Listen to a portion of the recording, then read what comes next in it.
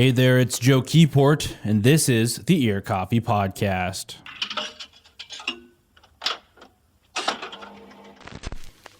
For this week's episode, I got to talk to one of my favorite bands, Dirty Junk, who last month released their chaotic brand new EP, Open Then Spit. During the interview, we talked the band's beginnings, connecting with Don't Panic Records out of Chicago, and the band's feral new release. It's Ace and Ren of Dirty Junk on the Ear Coffee Podcast. Well, Ace, Ren, thank you so much for taking the time to be here and let me talk to you here for the Ear Coffee Podcast. This is definitely an interview I've wanted to do for such a long time, since listening to your record, or your EP, like last year. But, so how's it going here, well, now on this Tuesday afternoon, evening? What time is it? Yeah. I mean, I think it's going good. I just got done with work, so I'm kind of tired. Yeah, I just went on a long walk outside, and I got really dehydrated, and now I got back inside, and then she came to pick me up and just brought me right here. So. Yeah. Gotcha.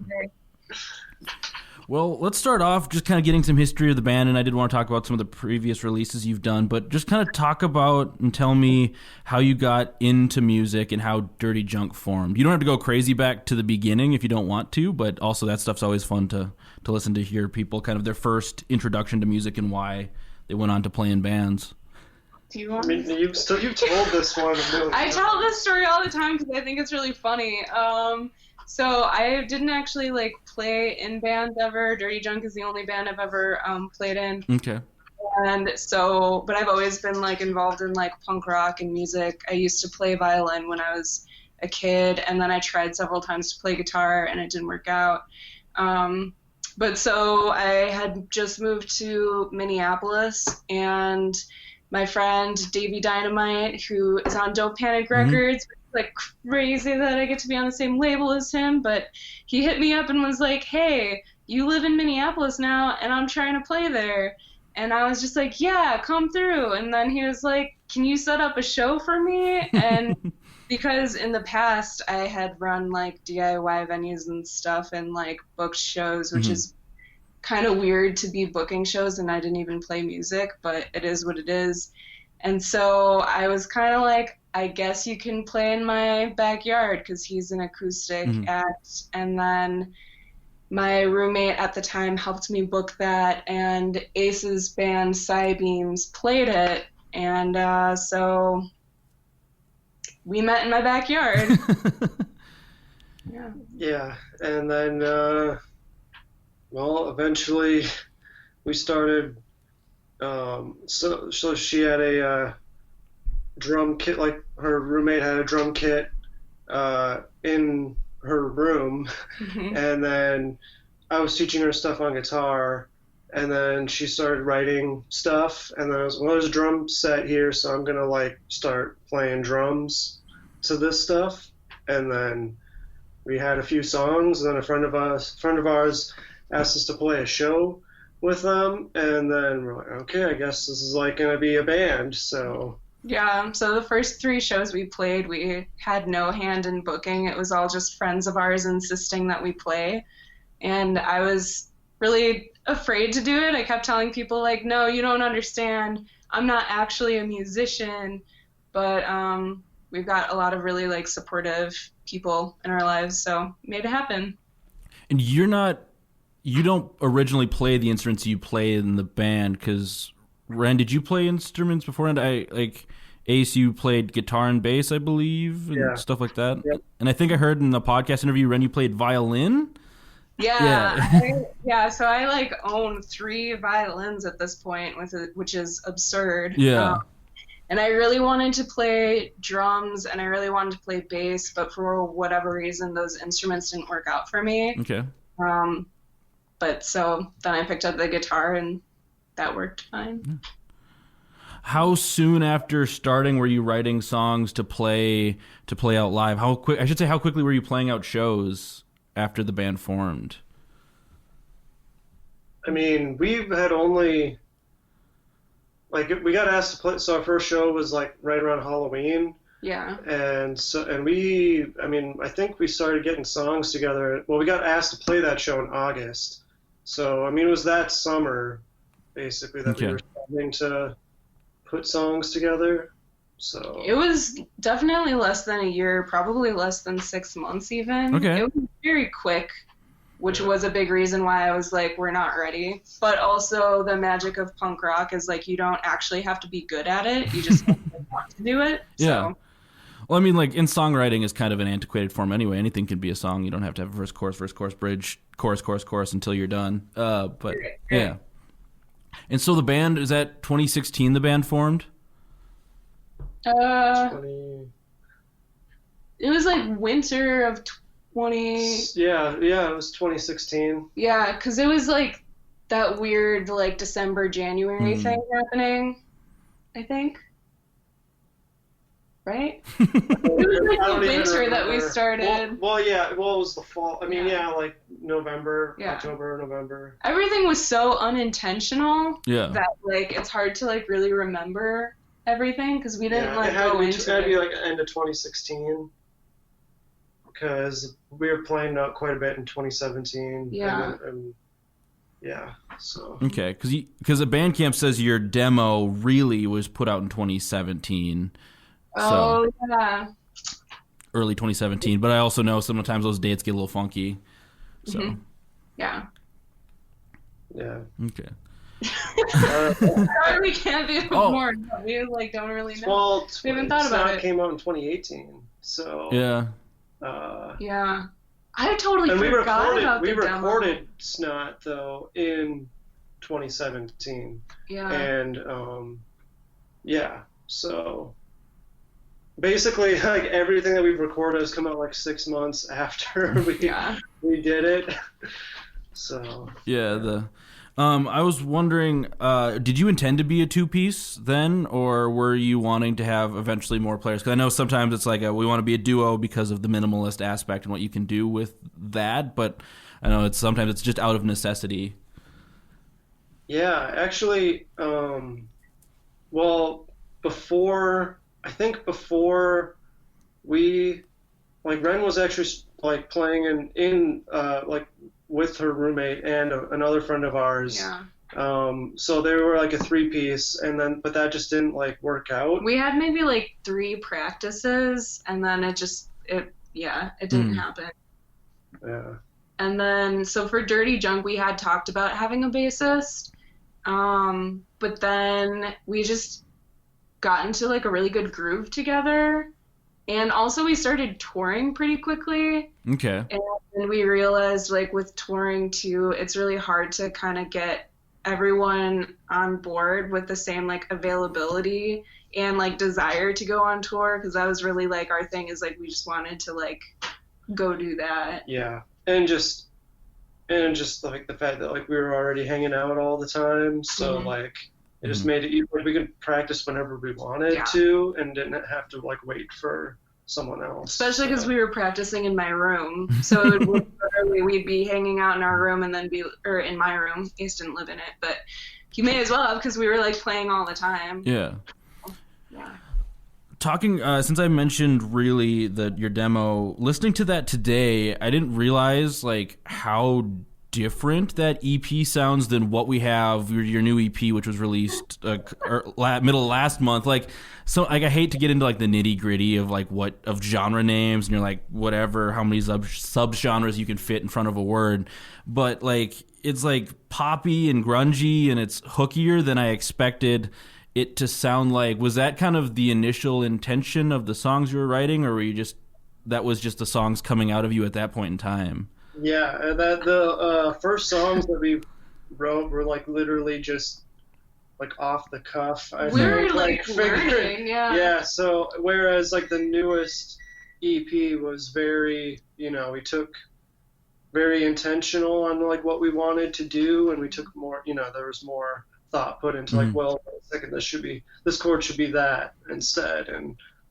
so.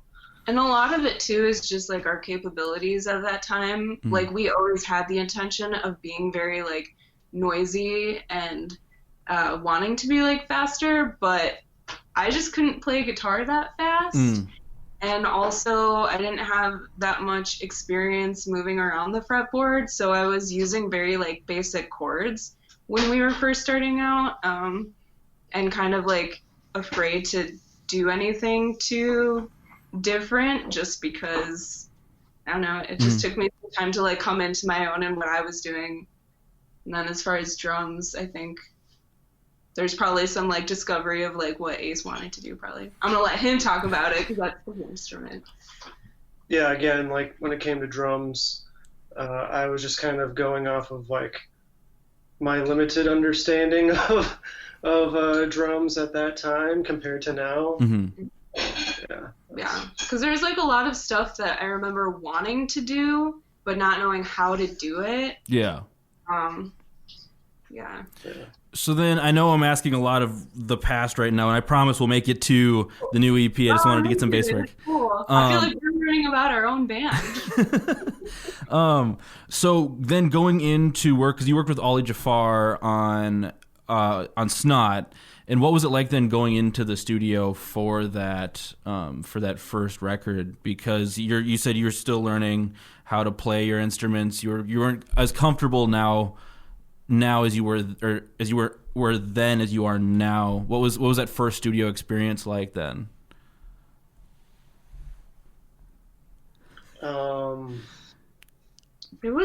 For me it was scary. I think Ace had recorded in a studio before. Well, yeah, I'd even worked with Ali before. Mm-hmm. Yeah.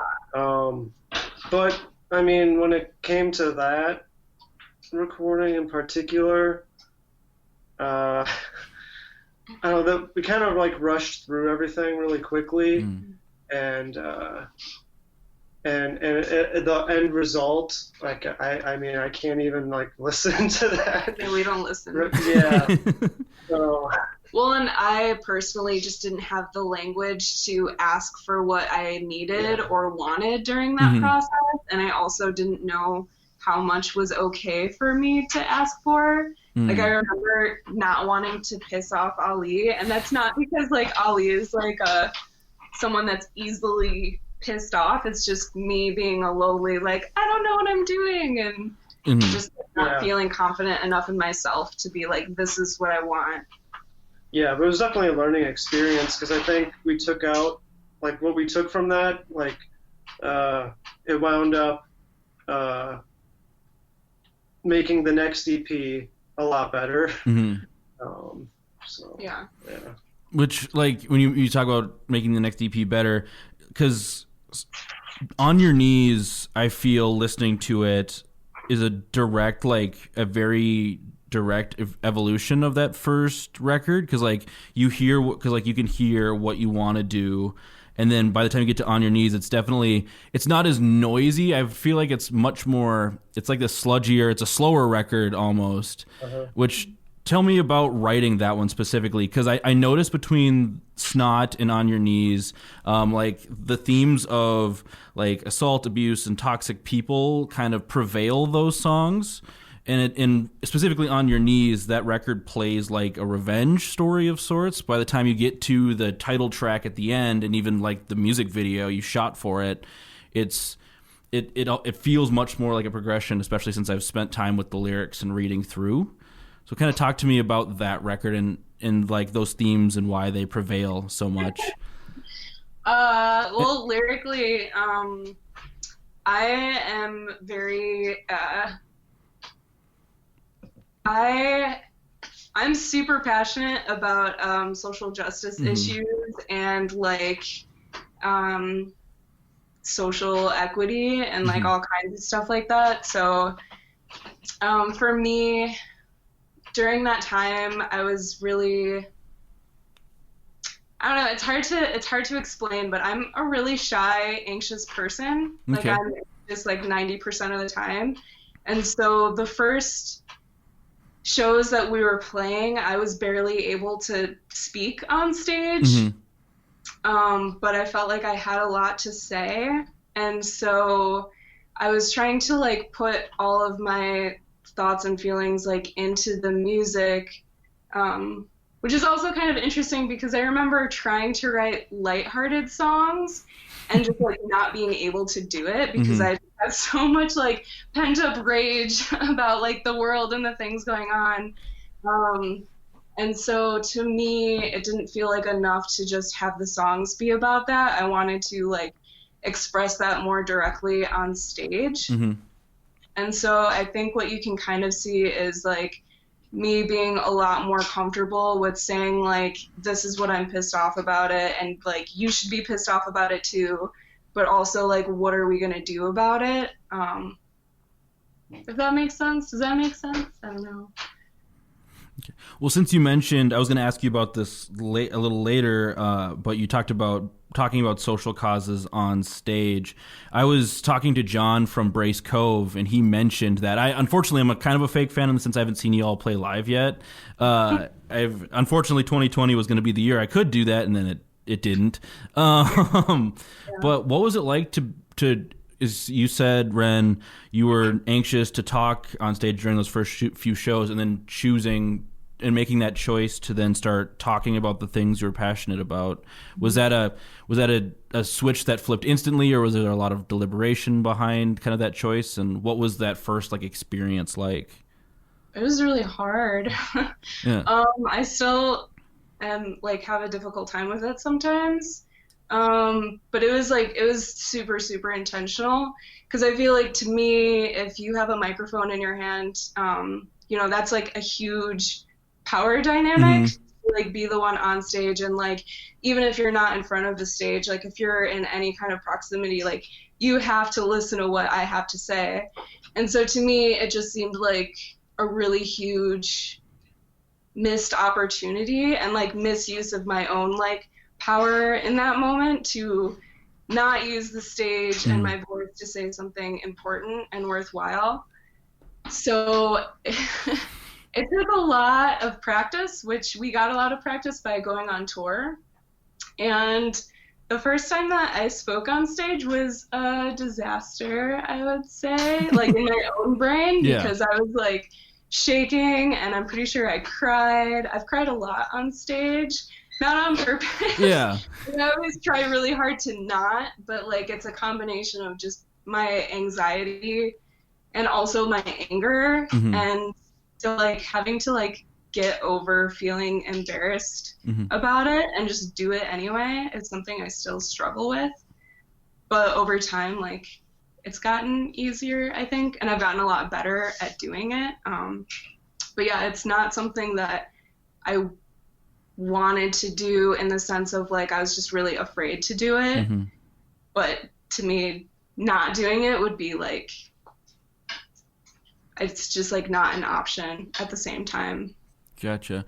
How have audiences then reacted to that? Because like, despite like punk being at its core a socially aware and a very socially conscious genre of music, you find times fans aren't as receptive as they probably should be to that idea. So listening to somebody talk about something on stage, I wonder, as from someone from the perspective of the stage, how do you feel that? Is that always gone over well then, or is it mixed bag? I mean, generally, I think the people that understand like what we're about are receptive to it. There's been times where there have been people who are just at the show, and you can tell that they're like, it turns them off and they leave the room. Or I've had several times where people will just walk out of the room because they don't want to hear it. And I should say that like before I speak on stage, I always give some sort of like content warning. Because I realize that there's always going to be people in the room who absolutely do not need to hear what I have to say because they've experienced it or have more knowledge. But I've also seen times when I'll say something like, I'm about to talk about whiteness and white supremacy, and I'll see white people like scoff and like walk off. And sometimes I think like even them just like hearing that this is something that you need to think about is useful. But I've also had times where I'll preface something by saying, I probably don't need to talk about these things because you probably all already know this, but then I'll be surprised and find that, like Ace was saying, there's someone maybe in the background who did need to hear something. But I try really hard to make sure that whatever it is that I'm saying is something that the people in front of me need to hear. So I'm gonna try really hard to not say something that like everybody already probably agrees with at like a surface level. Because in some ways I want to piss people off because I want to make sure that they're actually thinking about what I'm saying. But I also try to make sure that I'm including some sort of action step. So in the past, I think I've done stuff where I'll have like a flyer for like a rally or an event that I want them to attend, or a survey I want them to fill out, or some kind of thing that they can actually do, so that we're not just like talking about things, we're actually doing things. And then, since you said you learned, or you learned how to do that through touring, did you, when on tour and when you go on tour, do you then pick specific topics that are very much location specific then? Yes. Okay. Yeah. So like an example of that would be when we were in Seattle and like that general area, there was a group of indigenous folks in Hawaii that were protesting a telescope that was being built, and it was like desecrating this sacred mountain. And so I was like talking to people about that because that was like in their direct area. That's an example. I don't know if you could think of another example, but yeah, I try to make it like relevant to the people, and like I'll usually like do some sort of research about like what's going on in that area, or like finding out if there's like a protest happening in that area, which a lot of times there are.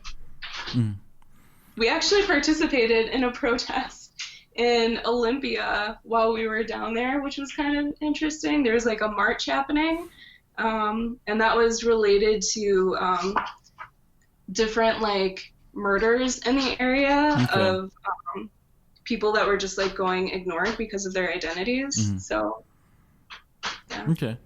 Well, we can then move on to the EP, which you just released in July of this year, which is Open Then Spit. And now researching this interview and kind of putting things together, I noticed that everything you've released have been in January. The EP, or Snot, On Your Knees, and the demo have all been released in January. Is there a reason why you chose to break that cycle with this one, or was it just not as not thought out as, or you don't think about it when you do it, I should say? The easy question here.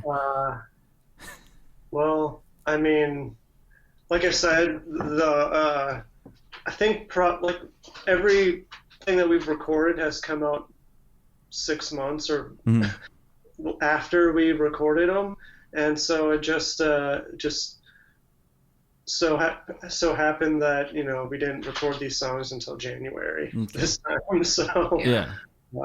So like 6 months later, July. And I think part of that too, when we were talking about it, was it really sucks to tour in the winter. So like there's part of us that was trying to like not do a winter release, and that's why we did that single. Yeah. What even was the name of that single? Wait, which one? Undone? Yes. See, you know our band better than we do. Yeah. Oh yeah. We put out a single. That was a summer single. Yeah. Because that was something that gave us something more to tour off of. That was more current than, because again, like at that point in time when we put out Undone, we recorded On Your Knees a year before that. So it was like kind of just trying to get something more current to promote. Because I was wondering why Undone was just this random one-off, like released in like end of 2019. So that we didn't really talk about even though. Yeah. I mean, that was a song that we actually had. I think we were gonna. It would have wound up. We were working around the time that we recorded Snot, actually, and then, but it didn't make it on that record. It didn't make it on Your Knees, and I was like, okay, well, we're gonna do. We gotta do something with that song. Yeah. So. And then there's a music video shot for that one as well. Who'd you work with for that one? And was that a concept you'd been like working on, or was that just kind of like you passed it off to a filmmaker and wanted them to see what they could do? So it was shot in this house. Okay. Where we're sitting. And we did that ourselves. Nice. And that's all I have to say about it. So like on that music video, we also worked with the people who are all in that video to like all kind of direct it together and shoot it together. But the concept of that was because that song is basically about like having conflict with someone that you really care about and not really knowing how to fix it.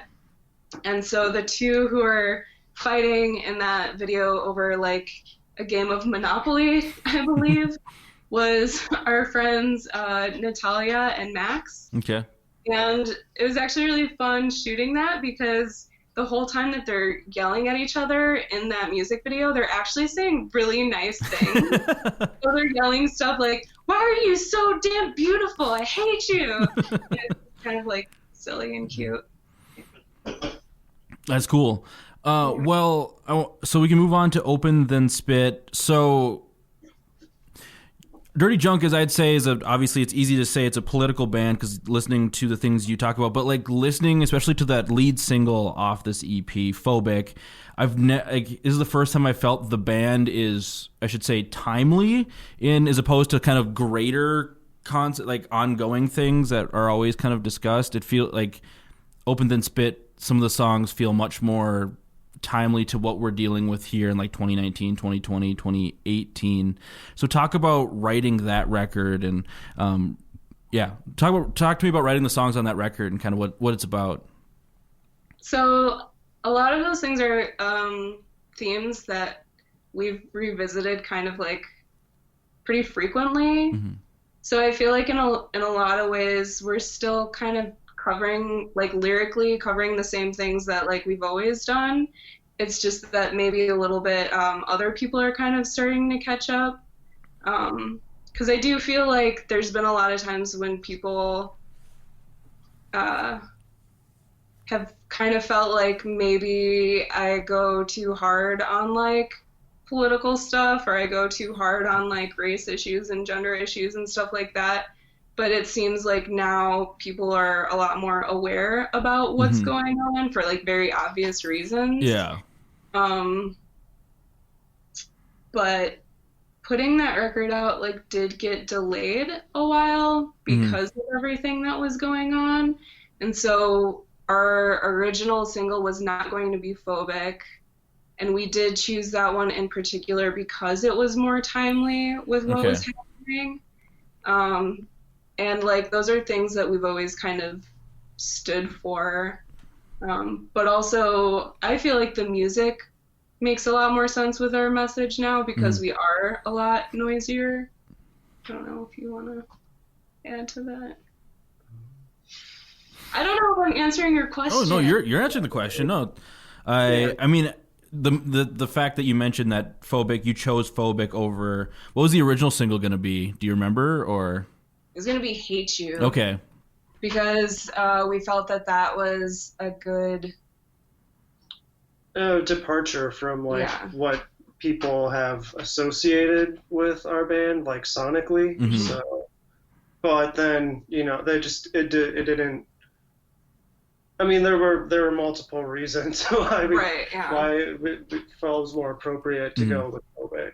Well, yeah, Phobic, I mean, it felt like it resonated because it was released. I mean, the murder of George Floyd in police custody happened, and we have weird issues with like Nazis now and stuff like that. Like it weirdly fits the puzzle pieces as like culturally. So it makes sense that you would want to release that as opposed to something like Hate You. But since you mentioned Hate You, that song, you said it breaks away from your sound. Like, Ren, you now are screaming on that song, which you really didn't do previously. I think there might be one song, there's like shrieks, but not like the vocals you're doing. And then I know, Ace, you sing more on this EP as well. So talk to me about the decisions to do, one, the dirty vocals, and two, Ace moving into more vocals as well? I mean, I don't think there was a whole lot to decide really about either of those things. I think that they just kind of happened. I'm like, okay, yeah, I like that idea. Like in terms like with Ren screaming and deciding to just like, oh yeah, it'd be cool to have you do the vocals for this one. Okay, well, all right. So Sure. the vocals a lot of times like is kind of just like leaves to me to kind of like, that's because it's Yeah. like typically my Mhm. instrument. Yeah. But like I have been trying for quite some time to get Ace to do more vocals. But I've been doing it sneakily, and I didn't even realize that was in my plan. But so I'm really excited that he's doing more vocals, because I really like his voice and I like the way that it, you know, especially in juxtaposition to my voice. I just think it plays well off each other. And then as far as like the harsh vocals that I do, the reason I wasn't doing them before was because I didn't know how. Okay. I really wanted to, but I didn't want to hurt myself while I was doing it. So I actually did vocal lessons Okay. with my friend Natalie, who is in Sleep Debt and Naive Sense and Contentious, which was a blip on the screen. But so she helped me out a lot with that. And so now I can do harsh vocals. So we're hoping to include that a lot more. Okay. Ace, do you do vocals while playing drums then too on the kit? Yeah, I mean, I try. Oh, Good. I try. It's the hardest thing is especially when playing at like a different venues where like, okay, the drum kit's gonna be all the way in the corner here, or like I like to have it set up so that we're side by side when we're playing live usually. So, but sometimes it's just not possible, and then you become dependent on like the kind of mic stands that the venue offers, and so it kind of ranges like, oh, well, I guess I can't really do vocals because this setup doesn't really allow me to access the microphone very well. But I try. You should talk about the Midwest tour. The last one with Optimal Crime. Yeah. So Ren blew out her voice. On the first night. ooh. Chicago, and then I kind of just kind of tried to fill in what I could, which I mean was probably a train wreck, but I tried. It was super punk rock though. Yeah. He like filled in for a lot of the parts. There was one set that we did with almost no vocals, and then on like our last night, he could tell that I was like starting to go out again, because the very last night I was like, all right, I'm gonna do this, and so he like jumped right in and like did the vocals for me. It was a magical moment. Yeah. Gotcha. No, I have so much respect for like watching Casual perform and Paul, the drummer for that band, do vocals while slamming on the kit. Like, it's so much respect. One thing else on the EP that's new for the band is samples. Like you were using samples for a lot of stuff. Specifically, there's chanting from the MN Freedom to Drive on Phobic, which Ren, didn't you work with that coalition? Yes. Okay. Yeah. So that's like one of the examples I gave about like action stuff. So I hosted like a show in relation to that event, and then at a couple other shows that we played, I also was trying to get basically like signatures and trying to like get people to come out to that event. And so that was for a bill that would have allowed anybody to have access to driver's licenses, which it ultimately did not pass. They've been trying to get that bill passed for quite some time. And I could go on forever about it, but yeah, so that sample was directly related to that, and that was actually around the time that we wrote Phobic. Mm-hmm. So that song Phobic, it works now in relation to what's going on with, the police brutality and murder of George Floyd, but originally it was about seeing all of these politicians using these this like incredibly racist rhetoric to try to keep people from having this like basic right of just being able to like drive safely. And so like calling that out and letting people know like you're not against this thing because it's unsafe, you're against this thing because you're racist, and that's totally different. So that's like what that song is about and why we chose to use that sample. And then there's a sample in the intro of Open Then Split, or Spit, excuse me. So the title track. So talk to me about that one. Who is that specifically? Jonathan Frakes. Okay. So that's just there was like another video that kind of was a compilation of him just like, nope, this isn't real. You know, like oh nope, that's not true. Like oh that was a lie. You know, and, the idea for that song was about like environmental issues, and so the idea was that the samples there is kind of like representing like, I guess like how conservatives tend to like, you know, discredit any environmental protections, or you know, by climate change isn't real and whatnot. So it kind of just like took that and just kind of cut it up and just mixed it around, and that's basically that. So gotcha. And then with the fact, because Ace, don't you do a lot of the vocals on Open Then Spit, right? Yeah like his song.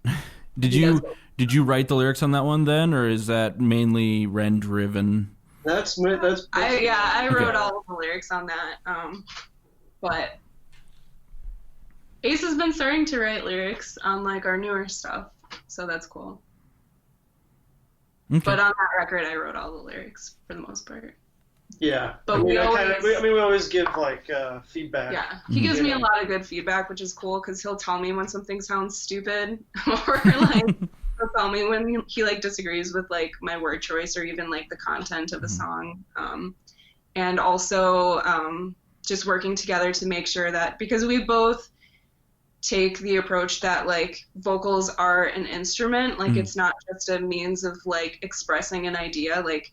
So if the vocals don't go along with the song and we need to change the melody and like the pattern of it, then we work on that together.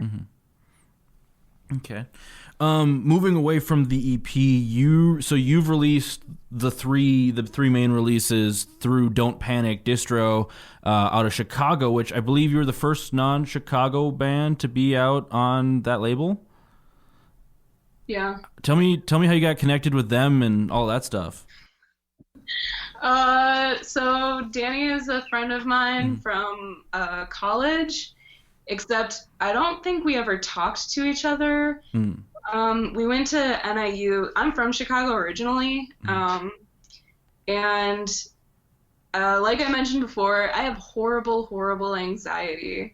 And so in college, I was like literally too afraid to talk to anybody. So even though Danny had attended shows at my house, I never spoke to him until we were both living in Chicago. And then I kind of just started like talking to him because of like going to shows and stuff.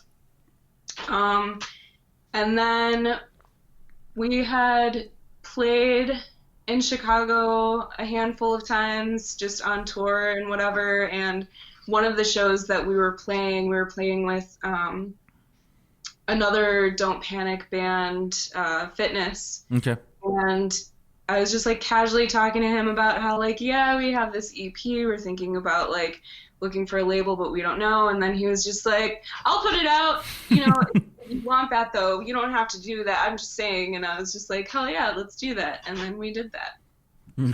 Nice. It's a very serendipitous kind of joining, which has opened the way, because Optimal Crime, Ace, the other band you play in right now, just put out an EP on Don't Panic as well. So open the door for non-Chicago bands. Yeah. which is really exciting because we went on like Optimal Crime had their first tour with Dirty Junk, and so it's cool to now see them on the same label with us and like get to like rep our friends. Yeah. Mhm. Absolutely. How many tours have you got? Because how many tours have you done? Do you tour frequently sans a pandemic then, or? Yeah. Okay. Yeah, I mean it's slowed down last couple years while she was in school. So, but yeah. Okay. Gotcha.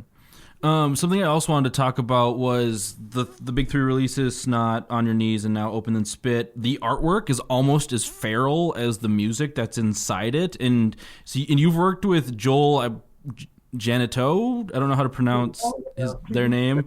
What got you connected with them, and what about the artwork makes it you want to stick with it for release after release?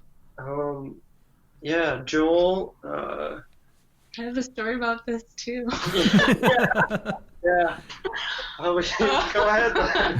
That was also like a serendipitous moment because we were playing a show at Seward at the same time that Joel had an art show there, and so we were on stage and like had his artwork behind us, and then he all over the place. Yeah, all over the place, and he gave us a tour of like all of his pieces. Yeah, and then I mean I really dig his style, so we both do, and everything that he's done for us so far has been match the aesthetic. I think that we've been aiming for. Okay. So. Yeah. Well, we're kind of coming into the end here then. So I wanted to ask about, well, where can people find you? I usually ask at this point what's the rest of the year look like for you, but I don't know if anyone knows what the rest of 2020 looks like for anybody. So where can people find Dirty Junk if they want to find the EP, listen to your music? Yeah, I don't know if you have anything else you want to plug. I mean, the usual Instagram, Facebook. We're on Twitter, but I don't actually know how to use Twitter. Yeah, I've never used Twitter. I forget it exists sometimes, but we're on it. But yeah, there's the Don't Panic Bandcamp, the Spotify, all the other streaming, Apple, streaming stuff. YouTube. Yeah, YouTube. So. Yeah. I mean, yeah, we had plans to definitely go on tour again, but obviously, fuck that. Yeah.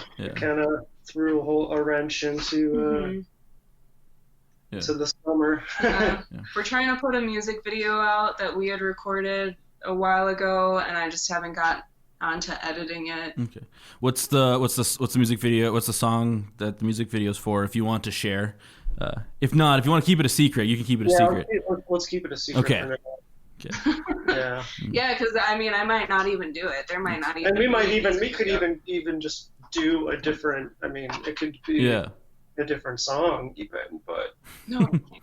I mean, it could be. We can't. Yeah, I guess so. I don't know. Yeah. We don't have a whole lot to plug, I think. Okay. Well, we got Aces in Optimal Crime. Ren, you have a new project? I did have a new project. Oh, you did? Oh, no. We're actually like really excited about it because so a while ago you had put out your like top albums for the year, I think, or something. Our favorites list. This project included members from like 3 of those bands. Oh, really? I don't even know what's gonna happen, but. Yeah. Okay. What can you reveal on that? I don't know how much I'm allowed to say about it. Oh. Gotcha. No, yeah, because I had seen Instagram stories involving one of the members and you together, and I was very excited because I love that other band. So. Yeah, it was a band with members from Dirty Junk, Sleep Debt, Grogus, and Morality Crisis. So. Well. Yeah. Hopefully you can figure that out because that makes me sad if that won't happen. But okay, I think it's definitely gonna happen. Yeah. It's just a matter of when. Yeah. Yeah. But Anyway, well, thank you so much for taking some time to come and sit down and talk to me, social distanced wise, I should say. So it's cool seeing your face because I've like listened to a lot of your podcasts, but I like don't know what you look like. So it's like, oh, now I have a face. Yeah, it's fun, and it's not that fun. It's kind of creepy, the fact that I'll stand in a room and I'll be like, I know who you are, and you are, and you are, and no one knows who I am. The anonymity it gives me sometimes. But awesome. Thank you so much. Yeah, thank you so much for having us. The Ear Coffee Podcast is a companion to the blog of the same name. If you like this episode, please leave us a rate and review so we can stand out among the other music podcasts. You can follow us at Twitter, Facebook, and Instagram @EarCoffee. Thank you for listening, and we'll see you next time.